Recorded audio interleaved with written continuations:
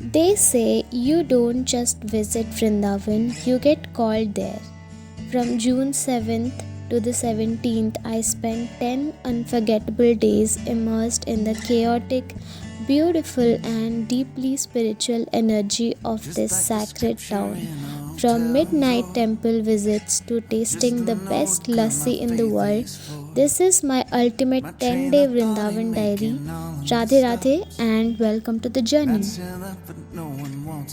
हमारा प्लान था 2 ट्रेन बदलने का, पहले केसिंगा से रायपुर और फिर रायपुर से सीधे मथुरा। लेकिन जैसे ही हम केसिंगा पहुंचे पता चला कि हमारी ट्रेन पूरे 4 घंटे लेट है। अब अगर ट्रेन का वेट करते तो रायपुर वाली अगली ट्रेन मिस हो जाती। तो हमने तुरंत प्लान बदला, ट्रैवलर बुक की और पूरी रात का सफ़र हमने रोड से तय किया। पूरी रात ट्रैवलर में जागने के बाद सुबह करीब 4:30 बजे हम पहुंचे रायपुर रेलवे स्टेशन। टाइम बहुत कम था, इसलिए वहीं स्टेशन पर ही हम सब जल्दी फ्रेश हुए और फाइनली अपनी अगली ट्रेन में बैठ गए। थकान बहुत थी, लेकिन मथुरा पहुंचने की एक्साइटमेंट उससे भी ज़्यादा थी।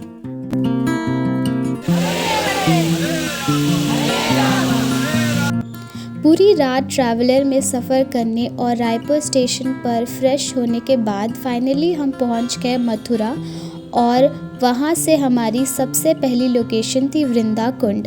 कहते हैं ये वही पवित्र जगह है जहां वृंदा देवी कृष्ण लीलाओं का प्लान बनाती थी और उन्हीं के नाम पर इन पावन नगरी का नाम वृंदावन पड़ा। वृंदा कुंड के बाद हमारी अगली स्टॉप थी चरण पहाड़ी। इस पहाड़ी की सबसे खास बात यह है कि यहाँ साक्षात श्री कृष्ण के चरण चिन्हों के दर्शन होते हैं। कहते हैं जब कृष्ण जी यहाँ बांसुरी बजाते थे तो उनकी मधुर धुन सुनकर ये पत्थर भी पिघल जाते थे। यहाँ के शांति और सुकून सच में दिल को छू गया।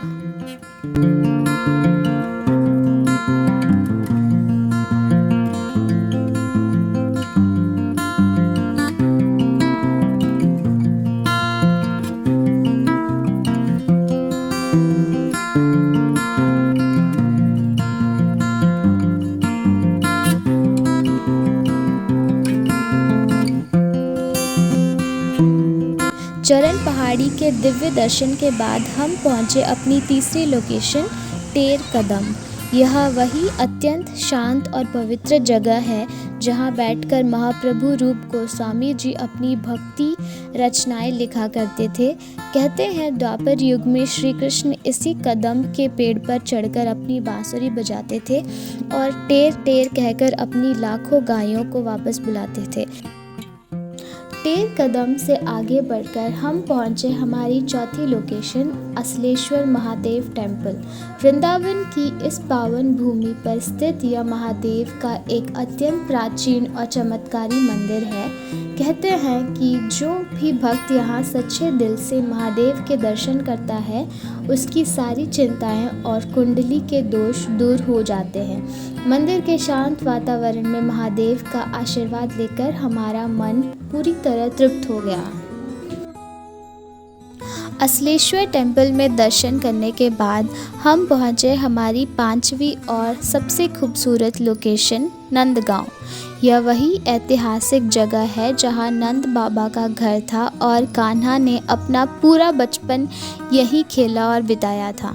यहाँ के मुख्य मंदिर में जैसे ही हमने प्रवेश किया हर तरफ नंद के आनंद भयो जय कन्हैया लाल की गूंज सुनाई दे रही थी। नंदगांव के अद्भुत दर्शन के बाद हम अपने रूम वापस आ गए और थोड़ा रेस्ट किया। फिर शाम होते हम निकल पड़े इस्कॉन टेम्पल के दर्शन के लिए। मंदिर की शाम की आरती को अटेंड किया और इसी खूबसूरत अनुभव के साथ हमारा डे 1 यहीं पर ख़त्म होता है।